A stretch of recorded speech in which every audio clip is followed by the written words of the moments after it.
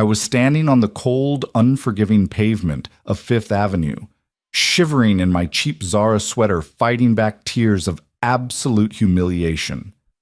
Just moments ago, the owner of New York's most exclusive bridal boutique had security literally escort me out laughing that my kind belonged at a thrift store not touching her $80,000 silk gowns. My supposed best friend was still inside sipping complimentary champagne with the very women who mocked me. I called my sweet, modest fiancé, telling him my dream was ruined.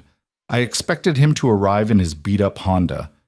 Instead, the ground began to shake. My name is Chloe Jenkins. For the last 6 years, my entire world revolved around the chaotic, heartbreaking, and beautiful pediatric oncology ward at Mount Sinai Hospital. I was a nurse. My life was defined by 12-hour shifts, scrub tops stained with coffee, and a bank account that barely covered my half of the rent in a tiny, drafty apartment in Queens. I didn't care about luxury. I didn't care about status. I cared about my patients, and I cared about Christian. Christian Vance was, to my knowledge, the most wonderfully boring man on the planet. We met on a rainy Tuesday at a rundown Brooklyn diner. I had just lost a patient. I was sitting in a booth quietly sobbing into a lukewarm cup of black coffee. Christian, sitting 2 tables away, had walked over, placed a pristine white handkerchief on my table, and said in a soft, soothing British accent, "Whatever the storm is, it eventually runs out of rain." He told me he was a junior researcher for an agricultural firm. He dressed in sensible, slightly faded corduroy trousers, wore a battered Casio watch, and drove a 2014 Honda Accord that rattled when it hit 50 miles per hour. He was gentle, fiercely intelligent, and entirely unimpressive on paper. When people asked what his family did back in England, he would casually wave a hand and say, "Oh, a bit of farming in the countryside, sheep mostly." I fell madly in love with him.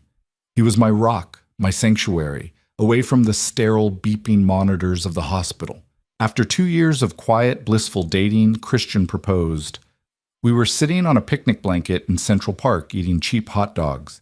He pulled out a small, worn velvet box and presented me with a ring. It wasn't a massive diamond. It was a deep, mesmerizing blue sapphire surrounded by tiny, antique-looking stones. "It belonged to my grandmother," he said, his eyes shining with a strange, intense vulnerability. "She was a rather formidable woman, but she would have loved your heart, Chloe. Will you marry me?" I said yes before he even finished the sentence. The trouble started with my maid of honor, Jessica Carter. Jessica and I had been friends since middle school, but our paths had diverged sharply. While I went into nursing, Jessica married a hedge fund manager and practically made a career out of climbing Manhattan's brutal social ladder. When she saw my ring, she squinted at it. A sapphire." "Well, it's quaint Chloe. Very Princess Diana on a budget," Jessica had said, swirling her mimosa. "But if you're marrying a guy who counts pennies, we are going to compensate with the dress. I'm pulling a major favor. I got us an appointment at Maison de Geneviève." My stomach dropped. Maison de Geneviève wasn't just a bridal shop. It was an institution. It was where billionaires, A-list actresses, and European aristocrats flew in to buy custom gowns. Jess, I can't afford a pair of socks from that place. My budget is $3,000, maximum." Jessica rolled her eyes, waving her manicured hand dismissively. "Let me worry about that. They have a sample sale in the back for people not on the Forbes list. It's an experience, Chloe, you deserve to feel like royalty for one day, even if you're just marrying a guy who studies dirt for a living." I should have said no. I should have trusted my gut, which was screaming that this was a terrible idea. But the exhaustion of the hospital had worn me down, and a tiny, foolish part of me wanted just for an afternoon to feel like a princess. I agreed. It would be the biggest mistake of my life, and the catalyst that would unravel every single thing I thought I knew about the man I was going to marry. Stepping into Maison de Geneviève was like crossing the threshold into a different dimension. The air literally smelled like money, a custom blend of white lilies, cold marble, and expensive French perfume. There were no racks of dresses here. Instead, silk-clad mannequins stood isolated in spotlit alcoves looking like museum exhibits. The moment we walked in, I felt the immediate crushing weight of my own inadequacy. I was wearing my best outfit, a modest navy dress from Macy's, and a pair of sensible flats. Beside me, Jessica was draped in Chanel, looking entirely in her element. We were intercepted by the owner herself, Geneviève Dubois. Geneviève was a tall, severe woman with razor-sharp cheekbones, platinum hair pulled into a tight chignon, and a gaze that could freeze boiling water. She looked Jessica up and down, offering a crisp, professional nod of approval before her icy gray eyes slid over to me. I physically felt my worth being calculated and dismissed in the span of 3 seconds. "Mrs. Carter." Geneviève said to Jessica, her voice a purr of polished condescension. "Welcome back. And this must be the, bride." "Yes, this is Chloe," Jessica chirped, completely oblivious to the venom in the room. "We have an appointment. We're looking for something ethereal, classic, but unforgettable." Geneviève gestured for a young, terrified-looking assistant named Clara to bring us to a viewing suite. The suite was larger than my entire apartment, lined with velvet sofas and antique gold mirrors.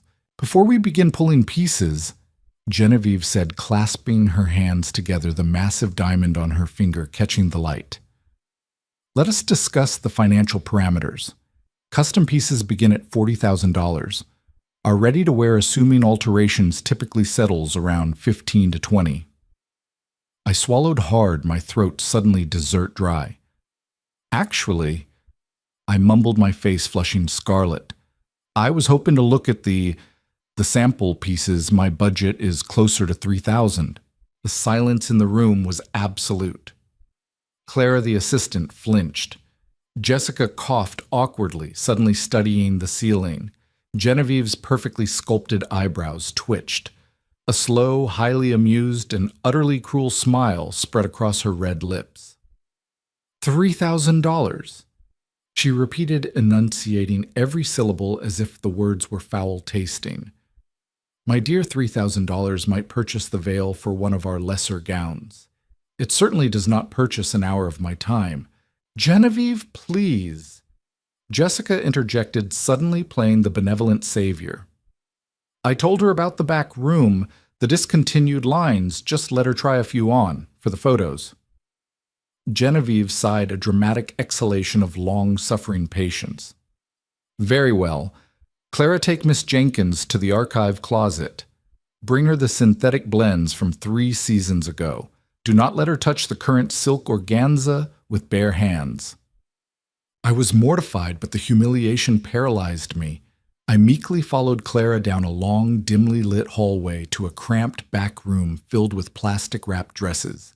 As I sifted through the heavy yellowing gowns, my eye caught something catching the light from a slightly ajar door leading to a private fitting room.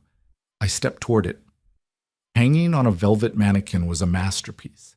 It was a sheath of pristine, shimmering ivory silk, overlaid with hand-embroidered silver threading that looked like frost on a window pane. It was breathtaking. It was the dress I had dreamed of since I was a little girl. Without thinking, captivated by its beauty, I reached out and gently brushed my fingers against the tulle sleeve. What do you think you are doing? The voice cracked like a whip behind me.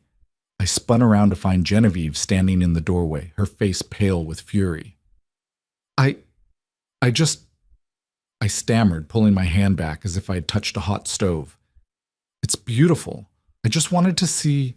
That is the Chantilly imported from Paris this morning. Genevieve hissed, striding forward and violently pulling the dress out of my reach. It is an $85,000 piece of art. Your hands are entirely unsuited to be touching it. In fact, your presence in this establishment is beginning to tarnish the air. Hey, I said, a spark of defensive anger finally breaking through the embarrassment. There's no need to speak to me like that. I was just admiring it. Genevieve scoffed, stepping into my personal space. She looked down her nose at me, her eyes locked onto my engagement ring. I know your type, she sneered softly. You trap some poor middle-class boy, demand a fairy tale you cannot afford, and come into places like this to play pretend. Look at that tragic little stone on your finger. It's cloudy. It's cheap. Just like you.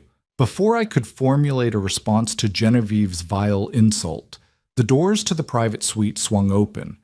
A woman walked in preceded by two burly men in dark suits carrying shopping bags. It was Cassandra Belmont. Even I, someone who never read tabloids, knew who she was. She was the daughter of a real estate tycoon notorious for her reality TV tantrums, her endless stream of high-profile divorces, and her vicious, arrogant demeanor. Genevieve Darling. Cassandra drawled, tossing her sunglasses onto a glass table without looking to see if they landed. I'm bored, and I need a reception dress for the Monaco Gala. Something silver, something no one else can have. Genevieve's entire demeanor shifted. The cruel ice queen instantly melted into a fawning, desperate sycophant. Cassandra, what a magnificent surprise. Of course, my dear, of course. In fact, Genevieve's eyes darted to the Chantilly dress she had just yanked away from me. I have the very piece, just arrived, exquisite silver embroidery. Cassandra walked over, not even acknowledging my existence, and looked at the dress. It's acceptable, she declared. Wrap it. Excuse me? I said, my voice trembling, but loud enough to stop the room. I was actually looking at that. Cassandra finally turned her head, looking at me as if I were a cockroach that had scurried across her Italian leather boots. She looked from my sensible shoes to my flush, tear-stained face. Then she looked at Genevieve. Genevieve, Cassandra said coldly, why is the help speaking to me, and why is she in the VIP wing? She's leaving Miss Belmont. Genevieve said quickly, panic flashing in her eyes at the thought of offending her billionaire client. She turned to me, all traces of professional courtesy gone. Get out.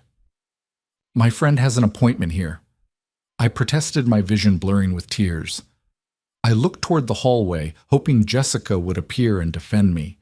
But through the glass double doors of the main lounge, I saw Jessica sitting on a velvet couch, sipping champagne and actively looking away, pretending she didn't hear the commotion. My heart shattered. Security! Genevieve snapped. A massive man in a black suit materialized from the corridor. This woman is trespassing and attempting to damage our couture. Genevieve lied flawlessly. Escort her off the premises, immediately. The security guard grabbed my upper arm. His grip was painfully tight, his fingers digging into my muscle. Let go of me. I cried out, struggling, but he was too strong. He practically dragged me down the hallway through the opulent main lobby, past the staring eyes of wealthy patrons, and past Jessica, who took a sudden intense interest in her phone.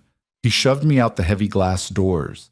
I stumbled, hitting the hard concrete of the Fifth Avenue sidewalk, scraping my knees. Don't come back! The guard grunted, turning his back and locking the door from the inside. I sat on the cold pavement, the roar of New York City traffic rushing past me.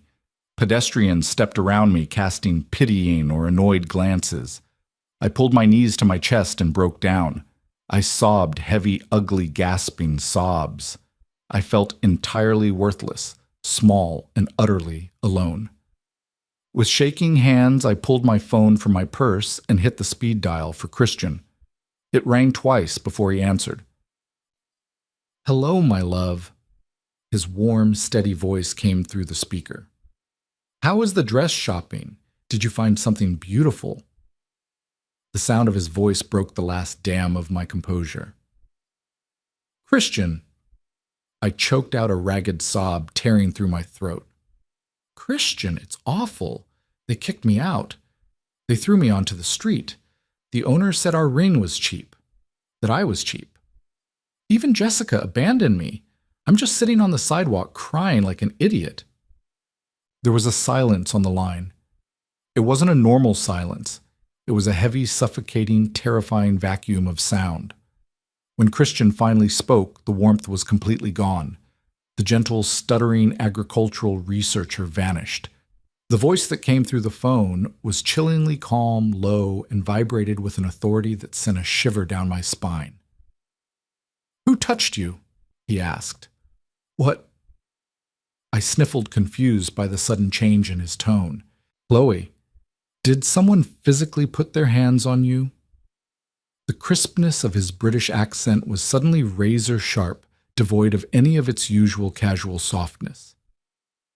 "The security guard," I whispered. "He grabbed my arm. It hurts." "I see."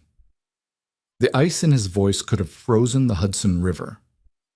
"Where are you exactly?" "Outside Maison de Geneviève, on Fifth Avenue."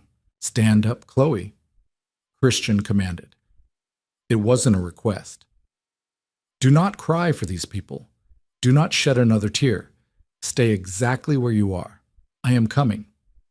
"Christian, your car is in the shop. How are you?" "I am coming," he repeated, cutting me off. "And Chloe, the ring on your finger belonged to the Duchess of Marlborough. It is insured for £4 million. Do not let anyone tell you what you are worth ever again." He hung up. I stared at my phone, my mind spinning, my breath catching in my throat. Duchess of Marlborough. £4 million. What was he talking about? I barely had time to process his words. 10 minutes later, the ambient noise of the city, the taxis, the chatter of the sirens was suddenly drowned out by a deep, synchronized, mechanical roar. People on the street stopped. I stood up, wiping my eyes, and looked down the avenue. Coming down the center of Fifth Avenue, aggressively blocking out the regular yellow cabs, was a convoy. 10 massive, heavily armored midnight black Range Rover Sentinels were moving in a perfect tactical formation. They didn't stop for the lights. They didn't yield. The motorcade swerved violently toward the curb tires, screeching as they completely blocked the entrance to Maison de Geneviève. Before the vehicles had even fully stopped, the doors of the SUVs flew open in unison. Out stepped 24 men in immaculate dark suits. Earpieces curled tightly around their ears. They moved with terrifying military precision, instantly securing the perimeter of the sidewalk and physically pushing back the gathering crowd of onlookers. Then the door to the lead SUV opened, and out stepped Christian. But it wasn't the Christian I knew.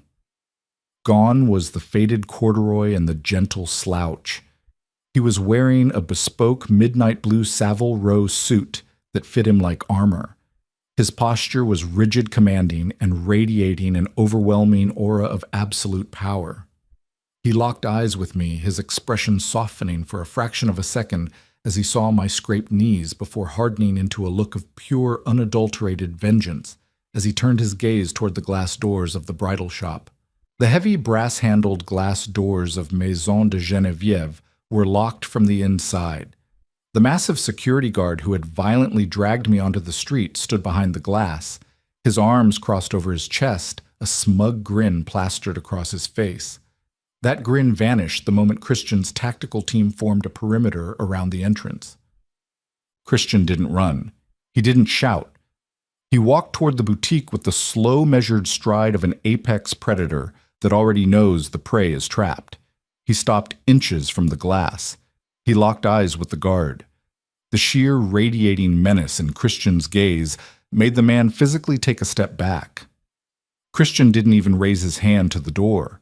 He simply tilted his head a fraction of an inch to the left.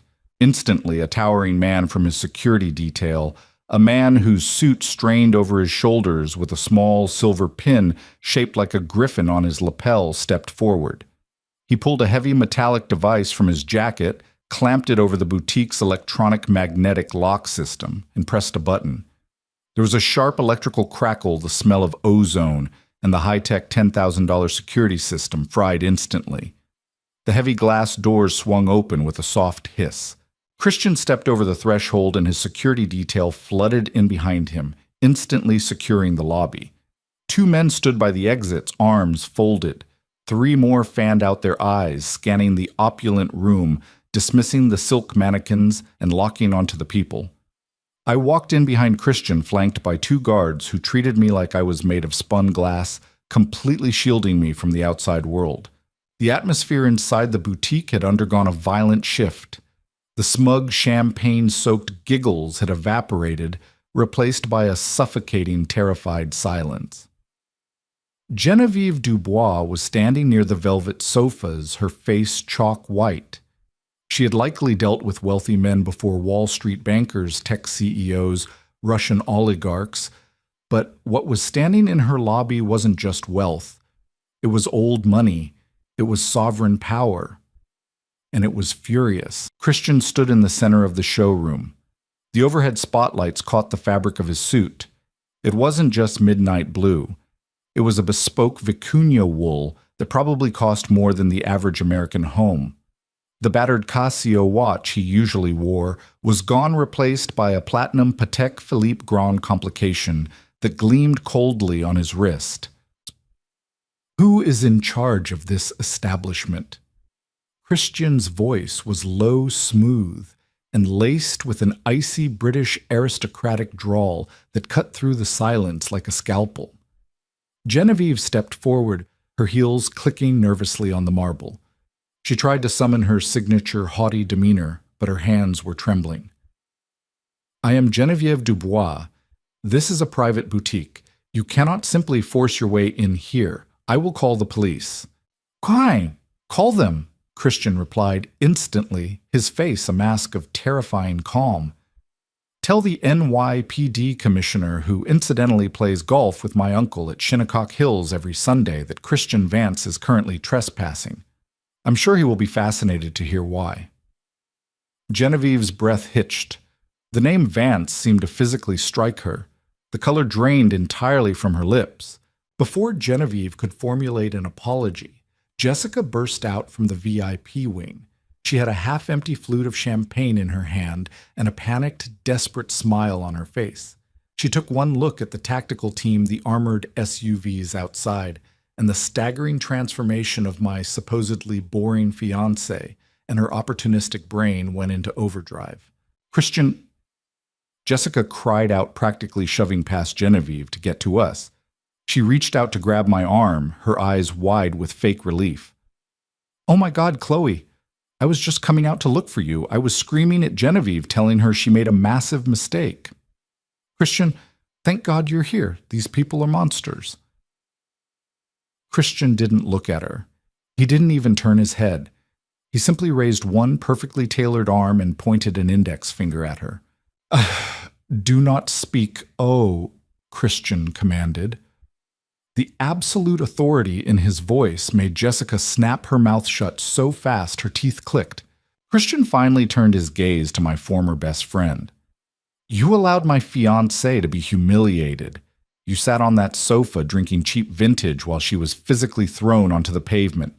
Your proximity to Chloe is permanently revoked. If you attempt to contact her, text her, or even look in her general direction again, I will have my legal team dismantle your husband's pathetic little hedge fund by Tuesday morning. Now remove yourself from my sight." Jessica stood paralyzed, her mouth opening and closing like a landed fish. She dropped her champagne glass. It shattered on the marble floor. Sobbing, she turned and sprinted out the door, abandoning her Chanel purse on the sofa.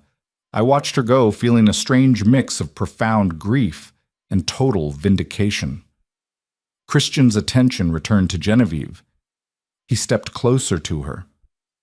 "Where is the man who laid his hands on my future wife?" Genevieve couldn't speak. She was shaking visibly. She slowly lifted a trembling finger and pointed toward the back corridor. The security guard who had thrown me out was trying to discreetly back away toward the fire exit. "Hayes," Christian said quietly. The towering security chief moved with terrifying speed. In 3 strides, he crossed the showroom, grabbed the guard by the collar of his uniform, and effortlessly hurled him back into the center of the room. The large man crashed onto the marble floor, sliding until he stopped at Christian's custom-made Tom Ford Oxfords. "You," Christian said, looking down at the man as if he were inspecting a diseased rat. "You grabbed her right arm. Is that correct?" I was just following orders, sir." The guard stammered, holding his hands up defensively. "The owner told me she was trespassing." I did not ask for your rationalization. Christian said, his voice dropping an octave. I asked if you used your right hand to bruise the woman I love. The man swallowed hard and nodded. Yes, sir. Christian stared at him for a long, agonizing moment. Consider yourself extraordinarily fortunate that I'm a civilized man, he whispered, because every instinct in my body is telling me to have Hayes break every finger on that hand. You are fired. If you ever work in security in this city again, I will know. Leave. The guard scrambled to his feet, didn't look back, and sprinted out the shattered front doors. Christian turned his attention fully to Geneviève Dubois. The reckoning had arrived. Now, Madame Dubois. Christian began buttoning the center button of his jacket. Let us discuss the concept of value. You told my fiancée that her ring was cheap. You told her that she was cheap. Mr. Vance, please. Geneviève begged, her voice cracking. The haughty aristocrat of bridal couture was completely undone. It was a terrible misunderstanding. I did not realize who she was. I swear to you, if I had known she was with the Vance family. Aha! That is exactly the point. Christian interrupted, his voice echoing off the high gold-leafed ceilings. You should not have to know she is marrying into a dynasty to treat her with basic human dignity. She is a pediatric oncology nurse. She spends 12 hours a day fighting for the lives of dying children, earning a fraction of what you charge for a yard of synthetic lace. Her worth is astronomical. Yours, Madame Dubois, is entirely fabricated. Excuse me. The sharp, incredibly annoyed voice came from the archway of the VIP suite. Cassandra Belmont stepped into the main showroom, clutching the silver-embroidered Chantilly dress against her chest. She looked infuriated by the interruption to her shopping experience. I don't know who you think you are, Cassandra sneered, tossing her hair over her shoulder. But you are ruining my fitting. My father is Richard Belmont. We practically own this city, so take your little rent-a-cops and get out of my way. The room collectively held its breath. I braced myself. Christian slowly turned his head. A dark, terrifyingly amused smile played at the corners of his mouth. Ah, Cassandra Belmont, Christian said smoothly. I recognize you from the tabloids, and I am intimately familiar with your father, Richard. Cassandra smirked, assuming she had won. Then you know you need to leave. Or Richard Belmont. Christian continued, ignoring her entirely, his voice rising in volume so the entire boutique could hear. The man who leveraged his entire Manhattan commercial real estate portfolio to secure a $300 million bridging loan from Vance Holdings, a loan that, as of 9 a.m. this morning, is in technical default. Cassandra's smirk vanished. You're lying. I never lie about money, Miss Belmont, Christian said coldly. Your family's empire is built on a mountain of our debt. My father has been debating whether to grant your father an extension or simply seize his assets. Given your breathtaking lack of manners, I think I will text him right now and suggest the latter. You might want to put the dress down, Cassandra. By tomorrow, your credit cards will be declining. Cassandra dropped the $85,000 Chantilly dress onto the floor as if it had caught fire. She stared at Christian in sheer, unadulterated horror, then turned and fled back into the dressing room to frantically find her phone. Christian looked back at Geneviève. He pulled a sleek obsidian black smartphone from his pocket. He dialed a single number and put it on speakerphone. It rang once. Vance! A crisp professional voice answered immediately. David, Christian said, get me the CEO of Vornado Realty Trust on the line, now. There was a pause of perhaps 10 seconds. Then a new, slightly breathless voice came on the line. Christian, it's Michael. Good to hear from you. To what do I owe the pleasure? Geneviève let out a small, strangled gasp. Everyone in Manhattan high society knew Michael Fascitelli's voice. He was one of the largest commercial landlords in the world. Michael Sassos, Christian said casually, walking over to the nearest display mannequin and running his fingers critically over the silk. You own the retail property at 714 Fifth Avenue, correct? Yes, we do. It's currently leased to a bridal boutique, Maison de Geneviève. Not anymore, Christian said. I want to purchase the commercial lease, outright. Whatever the penalty clause is for breaking her contract, double it and bill it to my private accounts. Geneviève dropped to her knees. Literally. She collapsed onto the marble floor, her hands covering her mouth, sobbing hysterically. No, please, I beg you, this is my life's work. You can't do this. Consider it done, Christian, the voice on the phone said smoothly. I'll have my legal team draft the termination notice. It will be legally binding in 15 minutes. Thank you, Michael. Have a good afternoon. Christian hung up the phone and slipped it back into his pocket. He looked down at Geneviève Dubois, who was weeping in a crumpled heap of designer clothing. You have exactly 30 minutes to vacate my property, Christian told her, his voice devoid of any emotion. You may take your personal effects. The inventory now belongs to me. He then looked past the weeping owner, his eyes scanning the terrified staff who were huddled in the corner. His gaze landed on Clara, the young assistant who had flinched when Geneviève insulted my budget. Clara looked like she was about to faint. Christian walked over to her. The massive security team parted to let him through. What is your name? Christian asked gently, the ice finally melting from his tone. Clara, sir, she whispered, shaking. Clara, Christian said. Did you agree with how Madame Dubois treated my fiancé? No, sir.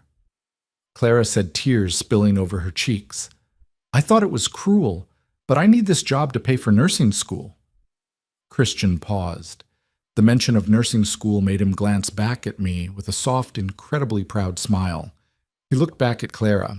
You no longer work for Maison de Geneviève, Christian told her, because it no longer exists. However, I am opening a charitable foundation focused on pediatric care next month in London. I need a director of operations who understands the nursing field. Your starting salary will be triple whatever you were making here, and we will cover your tuition. He pulled a sleek black card from his inner pocket and handed it to the stunned girl. Call that number tomorrow morning. Clara took the card with trembling hands, staring at Christian as if he were an angel that had just fallen through the ceiling. Christian finally turned around and walked back to me. The terrifying, ruthless billionaire vanished, and the man I loved, the gentle, protective man who had handed me a handkerchief in a diner, was back. He reached out and gently cupped my cheek, his thumb brushing away the dried tears under my eyes. I am so sorry I was late, my love, he whispered softly, oblivious to the destruction he had just rained down around us. Christian. I breathed, my head spinning, looking from his Patek Philippe to the tactical team to the weeping boutique owner on the floor. Who are you? He smiled, a genuine, warm smile. I am the man who loves you, and I am the heir to the Vance estate. I am so sorry I hid it from you, Chloe. I needed to know that you loved me for the sheep and the corduroy and the terrible Honda. I needed to know you loved me. He looked down at my hand at the sapphire ring that had started this entire nightmare. And for the record, he said softly, his eyes shining, that ring is flawless, just like you. Now let's get out of this dreadful place. We have a flight to catch. A flight? I asked, completely bewildered. To where? To Paris. Christian said, taking my hand and lacing his fingers through mine. I hear they have much better dresses and a significantly better class of people. He led me out of the ruined boutique, past the shattered glass doors, and into the waiting armored SUV. As the motorcade pulled away from the curb, leaving Fifth Avenue in stunned, absolute silence, I leaned my head against his shoulder. My ordinary, boring life was over. The fairy tale had begun, but it wasn't one of glass slippers and pumpkins. It was a fairy tale of 10 armored SUVs, ruthless devotion, and a man who would literally buy a building just to wipe a tear from my eye. The transition from a freezing New York sidewalk to the private tarmac at Teterboro Airport took less than 45 minutes, but it felt like I had been launched into an entirely different solar system. Christian's motorcade bypassed the commercial terminals entirely, gliding through a heavily guarded security gate and pulling right up to the steps of a massive gleaming Bombardier Global 7500.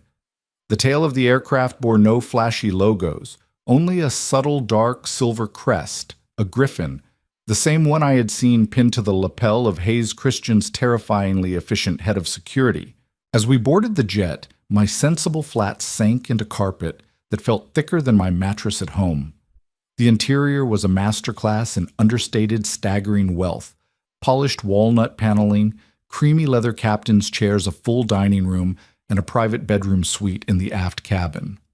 A flight attendant named Sarah, radiating professional warmth, immediately handed me a crystal tumbler of sparkling water and a warm lavender-scented towel for my scraped knees. Christian sat across from me, shedding his bespoke suit jacket. He looked exhausted, rubbing the bridge of his nose before looking at me with eyes full of apprehension. "I suppose I owe you the mother of all explanations," he said quietly, the hum of the jet engines vibrating beneath us as we taxied down the runway. I took a deep breath, clutching the crystal tumbler like a lifeline. "You said you did agricultural research. You told me you were a farmer Christian. You drove a Honda that smelled like old French fries." A small, sheepish smile tugged at the corner of his mouth. "Technically, Chloe, I didn't lie. Vance Holdings does own agricultural land. We control roughly 40% of the commercial wool export out of Scotland, along with vast tracts of sustainable farming initiatives globally. I do research for them. I just happen to own the conglomerate that employs me. And as for the Honda, I bought it off Craigslist my first week in New York. I wanted to blend in. Blend in." I echoed, my voice rising slightly. "Christian, you just bought a commercial skyscraper on Fifth Avenue over speakerphone to spite a bridal shop owner. That is not blending in. That is supervillain territory." Christian leaned forward, resting his elbows on his knees, his expression turning entirely serious. "My life from the day I was born has been a meticulously managed asset. The Vance name carries a weight that crushes people, Chloe. Growing up, I watched my father's friends marry for mergers. I watched my cousins date women who only looked at their trust funds, calculating their net worth over dinner. Every conversation was a transaction. Every relationship was a strategic alliance." He reached across the aisle and took my hand, his thumb tracing the sapphire ring. "When I moved to New York to oversee our American acquisitions, I wanted to disappear. I wanted to know what it felt like to just be a man. And then I saw you crying in that diner. I watched you treat a homeless man outside the hospital with more dignity than my family's associates treat heads of state. You loved me when I was just a boring man in corduroy pants. You loved me when I had nothing to offer you but myself. I needed that, Chloe. I needed to know it was real. Can you forgive me?" Looking into his eyes, I saw the same gentle, devoted man I had fallen in love with. The money was a shock, yes, but the heart beating beneath the Savile Row suit was the same one that held me when I lost a patient. "I forgive you," I whispered. "But if you ever let me eat a gas station hot dog while you secretly have a private chef, I will end our engagement." Christian laughed, a bright, relieved sound that filled the cabin. Deal. 7 hours later, we touched down in Paris. We were whisked away not to a hotel, but to the Château de la Vierge, an awe-inspiring 17th century estate owned by the Vance family, situated just 30 minutes outside the city limits. The grounds were a labyrinth of manicured topiaries, stone fountains, and sprawling vineyards. The next morning, I learned exactly what Christian meant when he said Paris had a better class of people. We didn't go to a store. The store came to us. I was sitting in the sun-drenched morning room of the chateau, drinking coffee from a Limoges porcelain cup, when a small, fiercely energetic woman with cropped silver hair and thick black-rimmed glasses marched through the double doors. She was followed by 3 assistants carrying massive garment bags. This was Madame Vivienne. Even in my fashion-ignorant world, I knew her name. She was an haute couture legend, a woman who famously refused to design for royalty if she found their personalities uninspiring. So, Vivienne declared in a thick, gravelly French accent, dropping a leather sketchbook onto the mahogany table. "This is the girl who caused Christian to destroy the miserable Geneviève Dubois. Let me look at you." She walked around me in a slow circle, squinting, nodding to herself. "Geneviève is a hack," Vivienne announced loudly to the room. "She designs for women who want to look expensive. I design for women who want to look immortal. Christian tells me you heal children, you fight the darkness." "I'm a nurse, yes," I said, entirely intimidated. Vivienne clapped her hands together. "Perfect. No heavy beating, no gaudy crystals. We will use lion silk light as a ghost with hand-spun Calais lace that mimics the frost on a winter morning. You will not wear the dress, Chloe. The dress will worship you." For 3 hours, her team draped, pinned, and sketched. It was a chaotic, beautiful flurry of creation. I felt an overwhelming sense of joy bubbling up inside me. The nightmare of Fifth Avenue was fading, replaced by this surreal, wonderful dream. But just as Vivienne was pinning the final layer of tulle against my shoulder, the heavy oak doors of the morning room swung open with a resounding, violent crash. The temperature in the room seemed to plummet 10 degrees. Standing in the doorway was a woman who looked like an older, terrifyingly sharp version of Christian. She wore a tailored crimson skirt suit, her posture as rigid as a steel beam. Her silver hair was swept up into an immaculate twist, and her eyes, a chilling, piercing blue, locked onto me with the warmth of a firing squad. "Christian," the woman said, her voice dripping with aristocratic ice. "You have been a very busy boy, and I see you have brought your little stray dog into my house." Christian stepped in front of me, his body shielding mine. "Mother, what a deeply unpleasant surprise." Lady Beatrice Vance did not walk. She glided. She moved into the room with an air of absolute ownership, dismissing Vivienne and her assistants with a single sharp flick of her wrist. Vivienne, muttering colorful French curses under her breath, grabbed her sketchbook and quickly ushered her team out of the room, leaving Christian, his mother, and me alone in the sprawling, echoing space. "Pouar, I leave you unsupervised in America for 2 years." Beatrice began, her heels clicking rhythmically against the parquet floor. "And you shatter generations of discretion. I woke up this morning to a frantic phone call from Michael Fascitelli informing me that my son is buying up Manhattan commercial real estate on a whim to settle a domestic squabble. Care to explain, Isserwad?" "There's nothing to explain, Mother." Christian said, his voice dropping into that low, dangerous register he had used with the security guard. "A woman insulted my fiancé. I removed the woman. It was a simple transaction." Beatrice finally stopped pacing and turned her full, devastating attention to me. She looked at the half-pinned silk draped over my shoulders, her lip curling in distaste. "Fiancé?" She scoffed softly. "Yes, the American nurse. I had my team run a background check on you while I was crossing the Atlantic, Miss Jenkins. Your father is a retired postal worker. Your mother is a public school teacher. You have $94,000 in student loan debt, and you live in an apartment that is roughly the size of my primary walk-in closet." "All of which is completely irrelevant," Christian snapped, taking a step toward her. Christian, stop," I said quietly, placing a hand on his arm. I was trembling, but not from fear. I was angry.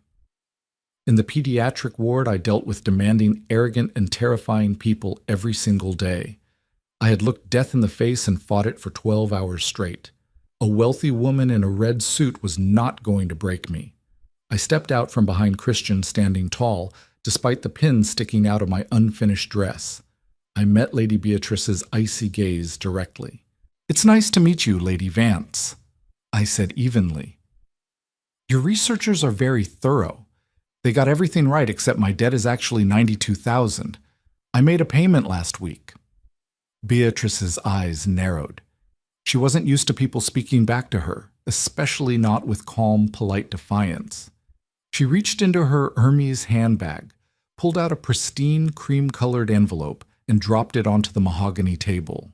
"Let us save ourselves a great deal of tedious drama, Miss Jenkins," Beatrice said smoothly. "You have stumbled into a world you cannot possibly comprehend, let alone survive. The Vance family does not marry for love. We marry for legacy. You are a biological anomaly, a fleeting infatuation of my son's rebellion. In that envelope is a cashier's check drawn on a Swiss account. It is for $20 million, tax-free." Christian let out a sound of pure disgust. "Mother, are you insane? Why?" Silence. "Christian." Beatrice commanded, never taking her eyes off me. "Take the money, Miss Jenkins. Pay off your little loans. Buy a nice house in the suburbs. Continue playing Florence Nightingale. All you have to do is walk out of this chateau, leave my son alone, and sign a comprehensive non-disclosure agreement." I looked at the envelope. $20 million. It was a number so large it didn't even feel real. It was enough to build a new pediatric wing at Mount Sinai. It was enough to never work another day in my life. I slowly walked over to the table. I picked up the envelope. Beatrice smiled a cold, victorious smirk. "A wise decision. We all have our price." "We do," I agreed softly. I didn't open the envelope. Instead, I gripped it in both hands and tore it directly down the middle. Beatrice's smile vanished instantly, replaced by a look of profound, genuine shock. Christian let out a sharp breath, a grin slowly spreading across his face. I tore the envelope again, letting the 4 torn pieces of the $20 million check flutter onto the mahogany table like snow. "You think you're intimidating, Lady Vance?" I asked, my voice calm, but laced with absolute conviction. I spend my days holding the hands of parents as they watch their children slip away. I have seen the absolute worst, most agonizing pain the universe has to offer. I see human beings stripped down to their fragile, terrified cores. You're just a woman who happens to have a lot of money. You don't scare me, and you certainly don't own your son. I stepped closer to her, closing the distance until we were mere feet apart. "I love Christian." I continued, my voice unwavering. "I loved him when I thought he was a broke researcher, and I love him now. I don't want your money. I don't want your legacy. If Christian decided to walk away from all of this tomorrow and move back to Queens with me, I would be thrilled. So keep your checks. You're going to have to try a lot harder to get rid of me." For a long, agonizing moment, the room was dead silent. Beatrice stared at me, her blue eyes wide, searching my face for any sign of a bluff, any crack in my armor. She found none. Slowly, incredibly, her rigid posture relaxed just a fraction of an inch. The pure hostility in her gaze shifted into something entirely unexpected, a very cautious, grudging respect. "Well?" Beatrice murmured softly, almost to herself. "She certainly isn't boring." Before Beatrice could say another word, the heavy doors burst open again. This time it was Hayes, the head of security. He moved with an urgency I hadn't seen before, his face grim. "Sir, Madame," Hayes said, addressing Christian and Beatrice simultaneously. "We have a massive situation. We need to lock down the estate." "What is it, Hayes Waite?" Christian demanded, instantly shifting into crisis mode. "It's Cassandra Belmont, sir," Hayes reported, holding out a tablet. She couldn't afford to pay back the loan, but she realized she possessed a different kind of leverage.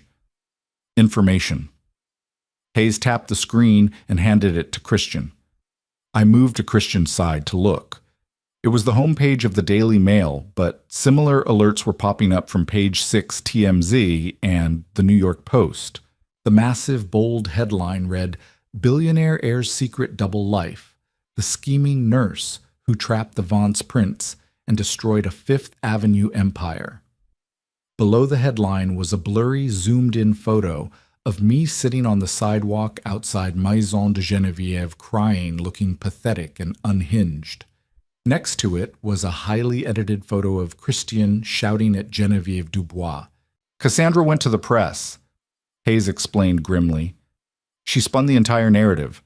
She's claiming Miss Jenkins is a professional con artist who targeted Christian, staged a hysterical meltdown at the boutique to manipulate him and forced him to bankrupt a beloved local business. They are painting Miss Jenkins as a gold-digging master manipulator. And worse. Hayes hesitated, glancing at me with genuine sympathy. Worse what? I asked, my heart hammering against my ribs. Cassandra's people found Jessica Carter, your former friend. Jessica is doing exclusive paid television interviews right now. She's claiming she tried to warn Christian about you. The paparazzi have already found out you're in Paris. There are over 50 press vans currently swarming the outer gates of the chateau. The room spun. My nursing license, my reputation, my entire life, everything was being burned to the ground on a global stage by a vindictive socialite and a jealous ex-best friend. Christian's eyes turned pitch black. The aura of the ruthless billionaire returned tenfold. He handed the tablet back to Hayes. Hayes. Christian said, his voice devoid of all humanity. Call David. Tell him to execute the hostile takeover of Vornado Realty. Liquidate Richard Belmont's assets. I want Cassandra's family penniless by sunset. No, I shouted, grabbing Christian's arm. Christian looked down at me confused. Chloe, they are destroying your name. I will not allow it. If you crush them with money, you prove them right. I argued, my mind racing. They are trying to paint you as a tyrant under the spell of a villain. Bankrupting a family validates their story. The press will eat it up. You'll ruin yourself trying to avenge me. She is entirely correct, Lady Beatrice interjected, stepping forward. The coldness was gone, replaced by the sharp, tactical mind that had run the Vance empire for decades. She looked at me, a dangerous glint in her eye. Miss Jenkins has successfully identified the trap.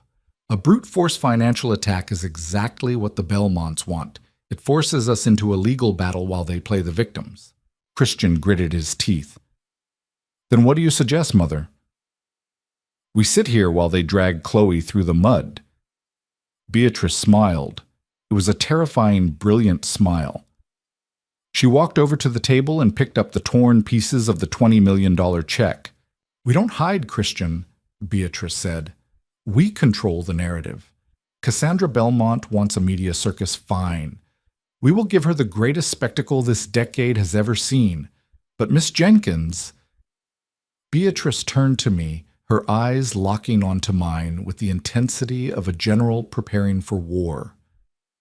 If you are going to be a Vance, you cannot just be brave in a hospital. You must be brave in the fire. Are you prepared to face the entire world? I looked at the tablet in Hayes's hand, at the vicious lies being spread by people who thought they could step on me just because of my bank account. I thought of Jessica sipping champagne while I was thrown on the street. I felt a new, unfamiliar fire ignite in my chest. Tell Madame Vivienne to get back in here, I said, my voice cold and steady. I need my armor. Madame Vivienne did not just create a dress. She forged a masterpiece.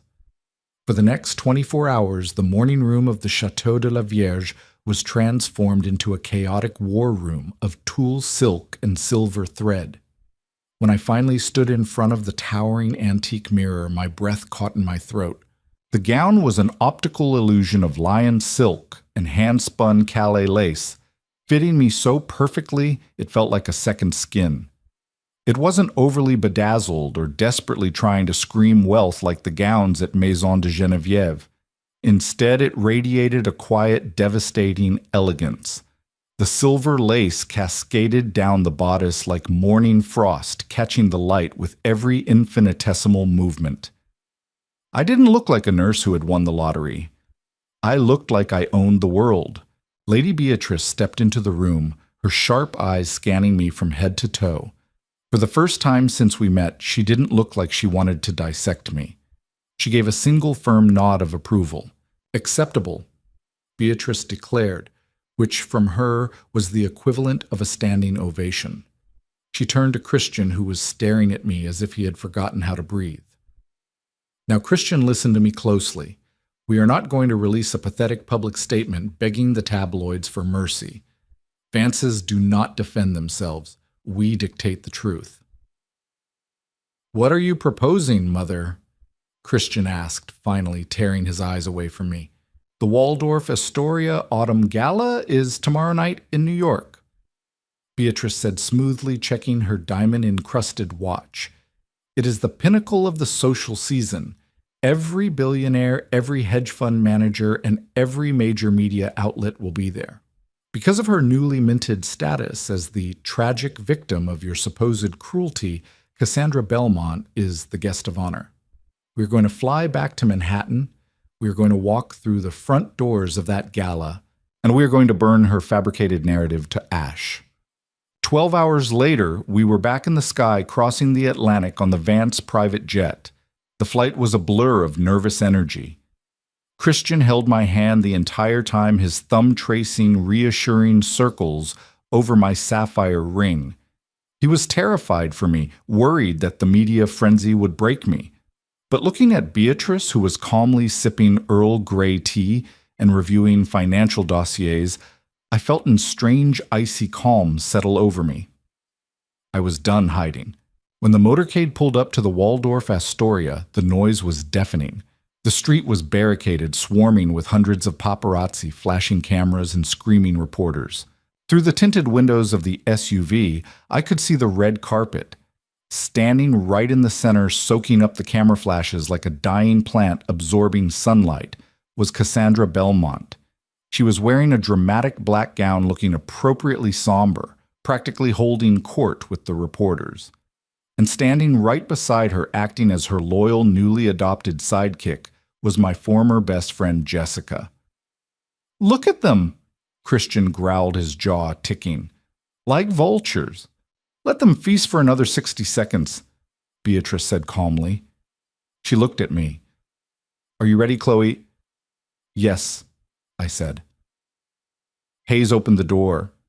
The moment Christian stepped out, the crowd went momentarily silent in sheer shock. The rogue billionaire had actually shown up. Then the silence shattered into absolute bedlam. Reporters screamed questions, demanding to know why he had ruined the Belmonts, why he was parading around his con artist fiancé. Christian ignored them all. He turned and offered me his hand. I stepped out of the SUV. The camera flashes strobed like lightning. I kept my chin high, my posture perfect, the Leon silk of Vivian's dress practically floating over the pavement. The crowd murmured. The narrative that I was a cheap, unhinged gold digger instantly clashed with the vision of absolute, untouchable, regal elegance standing before them. Flanked by Christian and Lady Beatrice with Hayes and the security detail, clearing a path, we walked directly up the red carpet. We didn't head for the doors. We headed straight for Cassandra and Jessica. Cassandra noticed us approaching, and the smug, victorious smile completely vanished from her face, replaced by a flash of genuine panic. Jessica physically shrank, trying to hide behind Cassandra's dramatic black train. The reporters sensed the blood in the water. The microphones were thrust toward us as we stopped just 3 feet from the 2 women who had tried to destroy my life. Christian Vance care to comment on the allegations," shouted a reporter from the New York Post. "Did this woman force you to shut down Maison de Geneviève Hugh?" Actually, Lady Beatrice's voice cut through the shouting. It wasn't loud, but it carried an authority that made the press corps instinctively fall silent. "My son did not shut down the boutique. I did." Cassandra's eyes widened. "That's a lie," she hissed, forgetting the cameras for a fraction of a second. "He bought the building and evicted Genevieve." "Yes, he purchased the building," Beatrice corrected smoothly, stepping forward to stand shoulder to shoulder with me. "But I ordered the liquidation. And do you want to know why, Miss Belmont? It was not because my future daughter-in-law threw a tantrum. It was because the Vance family does not tolerate unprovoked barbaric cruelty against our own. She is a liar and a manipulator, Cassandra shouted to the press, her voice shrill, trying to regain control of the narrative. She attacked the staff. He was a lunatic. Jessica. I spoke up for the first time. My voice was calm, clear, and carried directly into the cluster of microphones. I looked directly at the woman who had been my best friend since we were 12 years old. Is that true? Was I a lunatic? Jessica looked like she was going to be sick. She looked at the cameras, then at Cassandra, then at the terrifying united front of the Vance family. I mean, you were very emotional, Chloe, she stammered. Christian signaled Hayes with a subtle nod. Ladies and gentlemen of the press, Hayes announced loudly, holding up a sleek black tablet. AirDrop and Bluetooth files are being sent to all of your devices right now. I suggest you open them. A synchronized chorus of chimes and buzzes erupted from the phones and tablets of the 50-plus reporters surrounding us. What is this? Cassandra demanded, her voice shaking. That, Christian said, his voice cold and unforgiving, is the unedited 4K security footage from the VIP lounge and hallway of Maison de Geneviève, complete with crystal clear audio. I watched as the reporters tapped their screens. Gasps began to ripple through the crowd. They were watching the truth. They were watching Geneviève Dubois tell me my ring and I were cheap. They were watching Cassandra walk in, call me the help, and demand I be thrown out for simply looking at a dress.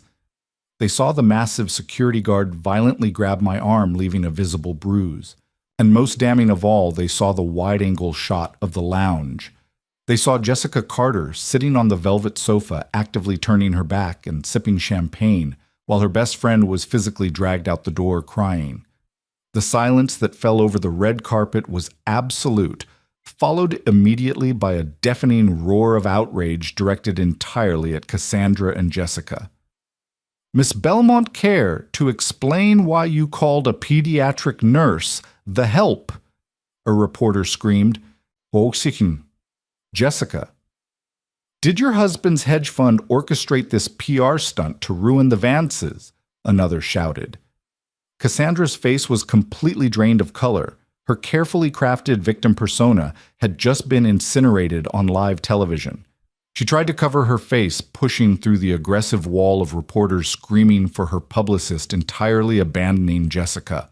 Jessica stood frozen, the cameras clicking mercilessly in her face. She looked at me, tears streaming down her face, real tears this time. Chloe, please. They offered me money for the interviews. My husband's fund is struggling. I had to. You didn't have to, I said softly, feeling a wave of pity for how hollow her life truly was. Goodbye, Jess. I turned my back on her.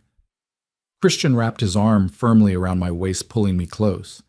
He looked at the cameras one last time. Chloe Jenkins is a woman who spends her life saving children in the oncology ward. She has more grace, more courage, and more worth in her little finger than the entirety of Manhattan High society. Christian declared, his voice echoing over the flashing bulbs. She is the future of the Vance family, and if anyone ever attempts to disparage her name again, I promise you losing a commercial lease will be the least of your concerns. With that, we turned and walked through the heavy gilded doors of the Waldorf Astoria, leaving the chaos behind us. Lady Beatrice walked beside me, a faint, genuine smile touching her lips. Well handled, my dear.